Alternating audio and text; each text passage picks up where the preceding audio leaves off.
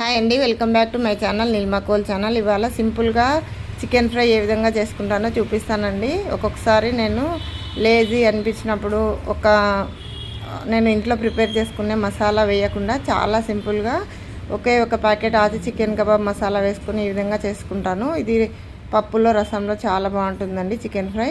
ముందుగా ఒక బాండ్లీ తీసుకొని అందులో కొద్దిగా ఆయిల్ వేసుకొని, ఆయిల్ వేడెక్కాక జీలకర్ర, బిర్యానీ ఆకు వేసుకోవాలి. తర్వాత ఆనియన్స్ వేసుకోవాలి, పచ్చిమిర్చి, కరివేపాకు వేసుకొని కడిగి పెట్టుకున్న చికెన్ని వేసుకొని కొద్దిగా అల్లం వెల్లుల్లి పేస్ట్ కూడా వేసుకొని వేగిన తర్వాత కడిగి పెట్టుకున్న చికెన్ వేసుకోవాలండి. తర్వాత ఒక స్పూన్ కారము, కొద్దిగా పసుపు, ఒక స్పూన్ ధనియాల పొడి వేసుకొని బాగా వేయించుకోవాలి. హై ఫ్లేమ్లో చికెన్లోంచి వాటర్ అంతా వచ్చేంత వరకు మూత పెట్టకుండా ఇలాగే వేయించుకోవాలి. తర్వాత మీకు నచ్చితే కొద్దిగా మిరియాల పొడి యాడ్ చేసుకోవచ్చు. ఇది వేయిస్తూనే ఉండాలన్నమాట. ఎంత వేస్తే అంత టేస్ట్. ఫైనల్గా కొత్తిమీరతో గార్నిష్ చేసుకోవాలి. Thank you for watching.